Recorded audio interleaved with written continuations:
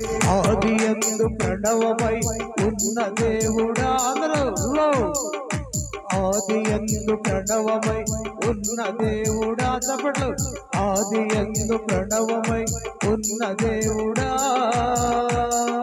అనంత జీవకోటికి ప్రాణ ప్రదాత ఓ సత్య స్వరూప ఓ నిత్య నివాసి స్వయం భవ పరాత్పర ప్రేమ స్వరూప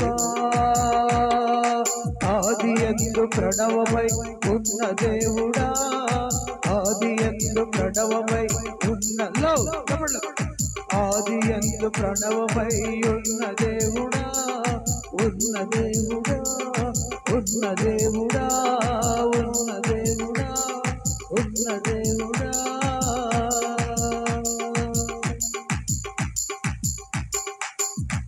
ఆమేన్ హల్లెలూయా చేతుల పైకి హల్లెలూయా ఒకరోజు వచ్చుకోండి లాస్ట్ మాట లూకాసు వార్త 23:46 ముగిస్తున్నాను ఇంకా కొంచెం సేపు లూకాసు వార్త 23:46 కేక వేసి తండ్రి నీ చేతికి నా ఆత్మను అప్పగించుకొనుచున్నాను ఆయన ఇలాగు చెప్పి ప్రాణము విడిచెను. దేవుడి మాటలు దీవించును గాక. నవీన్ సహోదరుడు మరి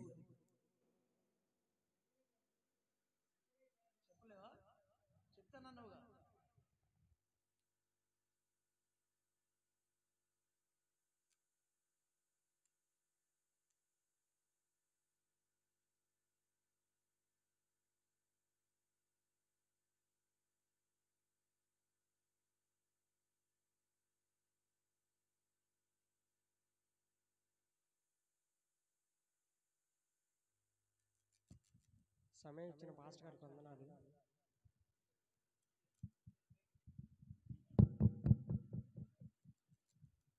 సిలువలో పలికిన ప్రభువైన యేసుక్రీస్తు 7వ మాట.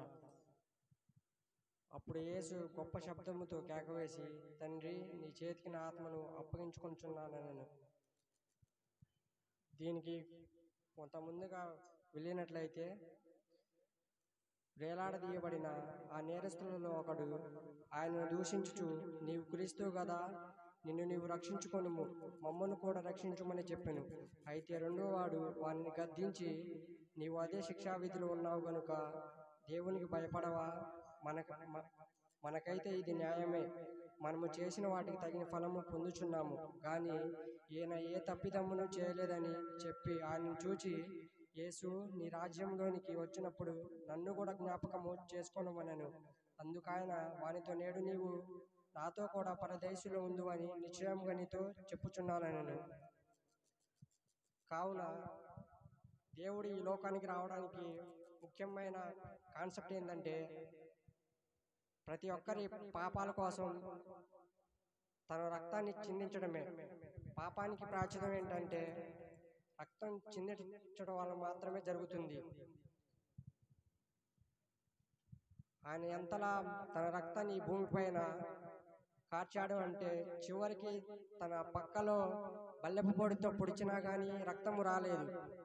తనకు చివరగా ఇచ్చిన అది చేదు చెరక మాత్రమే వచ్చినది. కావున పాపానికి ప్రాయశ్చిత్తం రక్తమే అని ఇక్కడ తెలుసుకోవచ్చు. అదేవిధంగా దేవుని మన హృదయంలోనికి రానివ్వాలంటే ముందుగా నీవు దేవునికి సన్నిధిలో వేకుగా వచ్చి ప్రార్థన చేయాలి. ఇప్పుడు ఏదైనా ఫంక్షన్కి కానీ పార్టీలకు కానీ ఏదైనా సందర్భాలు పిలిచినప్పుడు మనం వెళ్ళాలి అంటే ఇన్విటేషన్ కార్డు ఇవ్వాలి, ఆహ్వాన పత్రిక. అలా ఇవ్వకుండా వెళ్ళగలమా?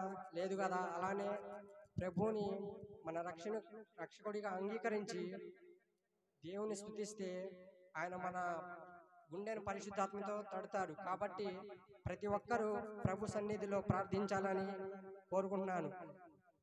మీరు స్తుతించే ఈ నామము పరిశుద్ధమైన నామము, ఎలాంటి కల్మషం లేని నామము, అన్ని నామాల కన్నా పైనున్న నామము, పరిశుద్ధ నామము, సర్వాధికారి, సర్వలోకానికి పునాది వేసినవాడు, లోకము పుట్టక మునుపు ఉన్నవాడు, లోకం అంతరించిపోయిన తర్వాత కూడా ఉండేది ఈ నామం ఒక్కటే.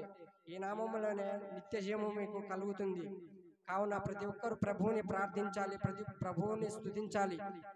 మంచినీళ్ళు త్రాగినా సరే ఈ ప్రభువుని స్తుతించాలని ప్రతి ఒక్కరికి తెలియపరుస్తూ, ఇక్కడ గణపరిచేది ప్రభువును మాత్రమే అని చెప్తూ, స్తుతి అనగా గణపరచడం, గణపరచడం అనగా గొప్పపరచడం, దేవుని నామాన్ని మాత్రమే గొప్ప చేయాలని ప్రార్థిస్తూ ప్రతి ఒక్కరూ దేవుని నామాన్ని స్తుతించాలని కోరుకుంటూ సెలవు తీసుకున్నాను. మీ అందరికీ నా వందనాలు.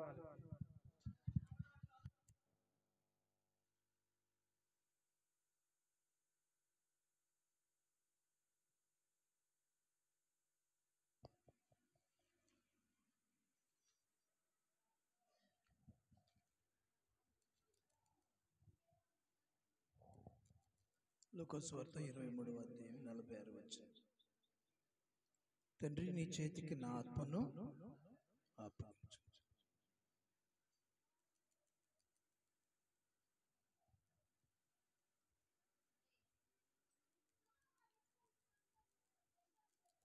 మానవుని దేవుడు మట్టితో చేసి తన స్వరూపము తన పోలికనిచ్చాడు.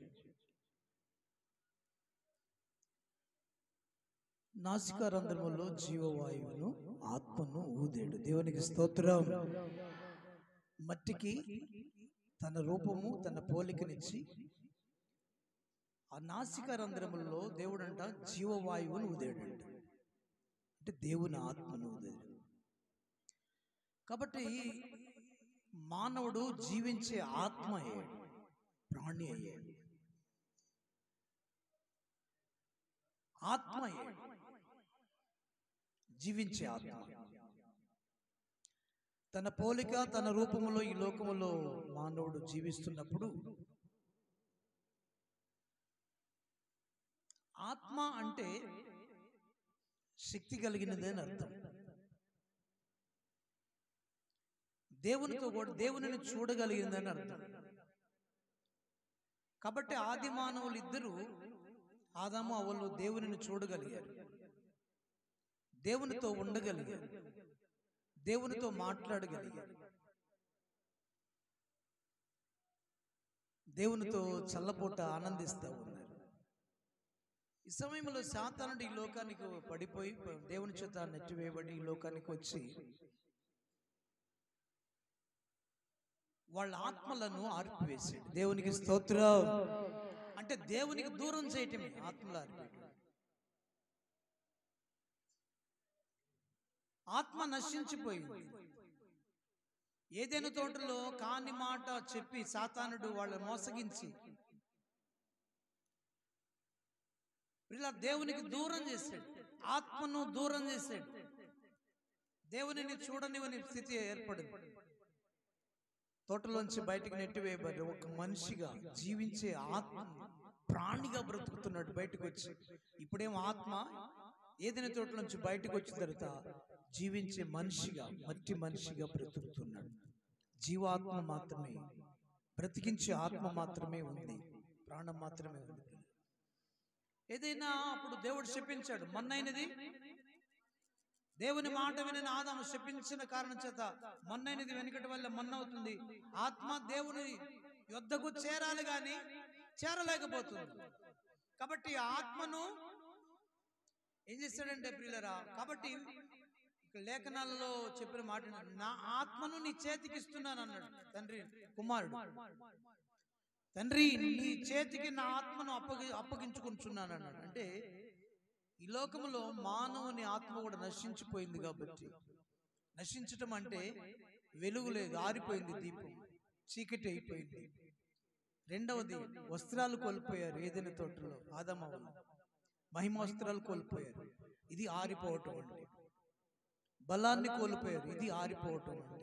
దేవుని మహిమను కోల్పోయారు, ఇది ఆరిపోవటం అంటే. దేవుని చేత నెట్టివేయబడ్డారు, దేవుని సహవాసం లేకుండా జీవిస్తూ ఉన్నారు, ఆరిపోవటం ఉంటుంది పిల్లలు. కాబట్టి దేవునికి దూరం అయ్యారు. ప్రియులారా, మరలా అలాగా దూరమైన దేవుని ఆత్మలను మరలా క్రీస్తు ప్రభు వారి లోకానికి వచ్చి మానవుడు ఎలాగా జయించాలో, ఎలాగ ఆత్మను సిద్ధపరచుకోవాలో నేర్పాడు. ఆయన పని అన్నాడు కదా, ఏమన్నాడు, ఒక మాట ఏమన్నాడంటే, నా తండ్రి పని నెరవేర్చుట నాకు ఆహారం, ఆయన పని తుదముట్టించుడు నాకు ఆహారం అన్నాడు. ఆ పని ఏంటంటే ఆత్మల సంపాదన. కాబట్టి మనకు నేర్పాడు, ఆత్మలను ఎలా సిద్ధపరచుకోవాలో నేర్పాడు. వాళ్ళు పోగొట్టుకున్న మరల వస్త్రాలను క్రీస్తులో సంపాదించుకోవాలని, ఉచితంగా నేను ఇస్తానని ఆయన మన దగ్గరకు రమ్మంటున్నాడు, తన యొద్దకు రమ్మంటున్నాడు. ప్రియులారా, ఆత్మకు వస్త్రాలు సంపాదించుకోవాలి. ఈ లోకంలో ఉన్నప్పుడే భౌతికమైన వస్త్రాలు ఎలా సంపాదించుకుంటున్నావో, నీ ఆత్మ కూడా వస్త్రాలు సంపాదించుకోవాలి. వస్త్రాలే నీతి క్రియలు అన్నాడు. మంచి క్రియలు చేస్తే, దేవునికి ఇష్టమైన క్రియలు చేస్తే అవే వస్త్రాలని బైబిల్ గ్రంథంలో తేటగా తెలియజేస్తున్నాడు. కాబట్టి ఆత్మకు భౌతిక సంబంధమైన దేహానికి వస్త్రాలు ఎలా సంపాదించుకున్నామో, ఆత్మ కూడా వస్త్రాలు సంపాదించుకోవాలి. భౌతిక సంబంధమైన దేహానికి నేత్రాలు, దృష్టి ఎలా ఉందో అలానే ఆత్మ కూడా దృష్టిని సంపాదించుకోవాలి. ప్రకటన గ్రంథంలో ఆ మాటలు ఉన్నాయి. దృష్టిని నా యొద్ద నీకు దృష్టి కలిగినట్టు నా యొద్ద కాటు కొనుక్కోమన్నాడు. దృష్టి కలగాలంటే వాక్యం అనే ఆ కాటుకును సంపాదించుకొని నీవు దినదినం రాసుకుంటావంటే నీ కన్నులు స్వచ్ఛంగా చూడగలుగుతాయి అని అర్థం. కాబట్టి ఆత్మకు వస్త్రాలు సంపాదించుకోవాలి, ఆత్మకు దృష్టి సంపాదించుకోవాలి, ఆత్మకు కదా బలం సంపాదించుకోవాలి, ఆత్మకు సంబంధించిన జీవాహారం వాక్యాన్ని సంపాదించుకోవాలి, ఆత్మకు కావలసిన జీవజలాలు సంపాదించుకొని ఆత్మను సిద్ధపరచుకొని నువ్వు వెలుగుతూ ఉండాలి. అప్పుడు ప్రియులారా, దేవుని యొద్దకు చేరగలుగుతావు.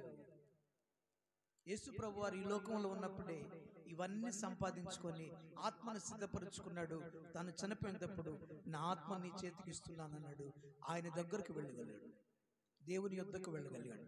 నీవు కూడా దేవుని యొద్దకు వెళ్ళాలంటే భూలోకములో ఉన్నప్పుడే నీ ఆత్మను సిద్ధపరచుకొని, వెలిగించుకొని, సిద్ధపరచుకొని రెడీగా ఉంటే ఏ క్షణాన మనం వెళ్ళే సమయం వస్తే నువ్వు తండ్రి దగ్గరకు వెళ్ళగలుగుతావు. అదే నీవు దేవుని చేతికి నీ ఆత్మను ఆయనకు అప్పచెప్పినట్లు. మాట చదివి ముగిస్తాం. పేతురు రాసిన పత్రిక 4వ అధ్యాయం 19 వచ్చిన ఒక్క మాట చూడండి, ఇంకా ముగిస్తాం. 26:42 మత్తయి సువార్త కూడా ఒకరు. పేతురు రాసిన పత్రిక 4వ అధ్యాయం 19 వచ్చిన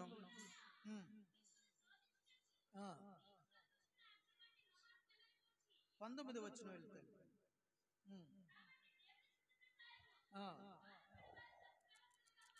దేవుని చిత్త ప్రకారం బాధపడు వారు సత్ప్రవర్తన గలవారై నమ్మకమైన సృష్టికర్తలకు తమ ఆత్మలను, నమ్మకమైన సృష్టికర్తకు తమ ఆత్మలను అప్పగించుకొనవలెను. ఆయనకి నీ ఆత్మను ఆయన చేతికి ఇచ్చే బిడ్డగా ఉండాలి. నువ్వు సిద్ధపడితే ఆయనే తీసుకుంటాడు. అదే అర్థం. ఆత్మను సిద్ధపరచుకొని రెడీగా ఉన్నప్పుడు తప్పకుండా ప్రభు దగ్గరికి వెళ్ళగలుగుతావు, ప్రభుని చూడగలుగుతావు, ప్రభు రాజ్యంలో చేరగలుగుతావు. కాబట్టి భూలోకంలో ఉన్నప్పుడే నీ ఆత్మను సిద్ధపరచుకోవాలి.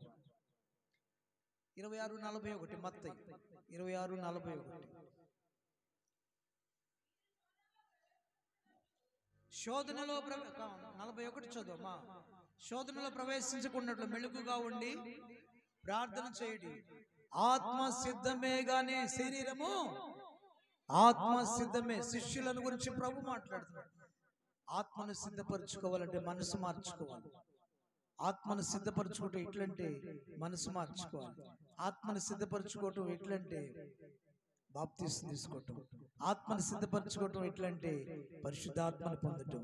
ఆత్మను సిద్ధపరచుకోవటం ఎట్లంటే వస్త్రాలు సంపాదించుకోవటం, దృష్టిని సంపాదించుకోవటం, ఆత్మకు బలాన్ని సంపాదించుకోవటం, ఆత్మకు జ్ఞానాన్ని సంపాదించుకోవటం, ఆత్మను ఆహారం, ఆత్మను జీవింపజేసే దేవుని జీవాహారాన్ని జీవజలాలు సంపాదించుకున్నాడు.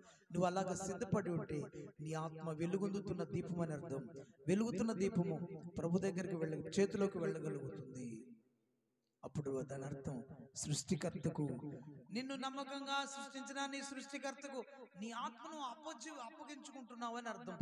అలాంటి కృప, అలానే ప్రభు వారి లోకంలో సిద్ధపడి తన ఆత్మను సిద్ధపరచుకొని డైరెక్ట్ గా తండ్రి దగ్గరికి వెళ్ళాడని అర్థం. తండ్రి చేతిలోకి వెళ్ళాడని అర్థం. అలాగే మనం కూడా ఉండాలని ప్రభు సిద్ధపడి ఉండాలని కోరుకుంటున్నాడు. దేవుడి మాటలు దీవించును గాక. ఆమె చెప్పండి. ఆమె కళ్ళు మూసుకొని వచ్చిన ప్రార్థన చేద్దాం.